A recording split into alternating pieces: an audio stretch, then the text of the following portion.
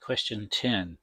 I had to do it again because my microphone ran out of batteries. So now we're up and running. And question 10 is very similar to question 9 with the one exception that here at the end we're asked to assume that the variances of the population are not equal. That's what this means. Sigma squared is a variance. And that's really the only time we don't directly use those numbers, but if the variances are equal, uh, then we cannot use a pooled uh, t-test, right? We're doing a test statistic, the t-test statistic. So this is the regular t-test. And we'll see, we will not be using the pooled t-test as we did in question 9. We're given our claim here. Remember, this part of the sentence is just stating that we are able to. There's nothing that we use here. It just means we can go ahead and run this t-test because we've got all the requirements out of the way. And then, so the main part we're going to focus on is using the given statistics. We'll put those into the test along with everything else. So what we have is we have two means, a mean 1 and a mean 2. So we go to our inferences, and that tells us, as we back up and we get to our test, right, significance test, that we're doing a test with two means. When we do a test with two means, we have three options for the test. We have the t-test, the pool t-test, z-test.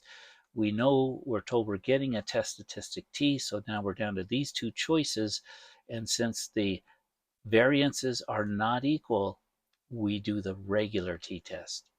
As you saw in 9, when they are equal, when the population variances are equal, that's when we do the pool t-test. So this one is just the regular t-test. We go here. Our first claim is always that the null hypothesis is always going to be that the means are the same, or that when we subtract them, they're equal to 0. So we cannot change that. We leave it as is. But what we do with the alternative is we are told that the claim is mu1 is greater than mu2. So it's just strictly greater than. There is no equal to here. So this is telling us that is what the alternative hypothesis will be. And for that one, we choose the greater than, right? Mu1 minus mu2 is greater than. If you add mu2 to both sides, you get basically the same statement. So there's two ways to state it.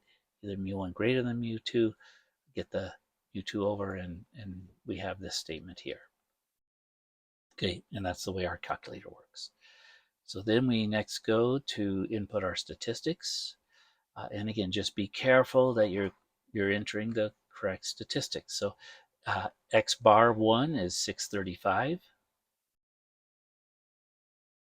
635. The standard deviation 1 is 40. So that came from here.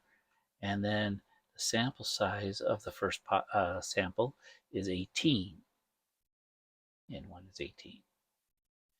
Sample mean, x2, is 620. Sample standard deviation for 2 is down here. The S sub 2 is 25. So you've got to make sure you're getting the numbers in the right place. And then the sample size in 2 is 13. As long as you've got everything in the right place, you'll get the right answers. Again, remember the significance level, since we're not running the full test, we're not seeing whether to reject or fail to reject, we could use any significance level we want. So we'll just stick with the 0.5, and then we get our test statistic, which is 1.28.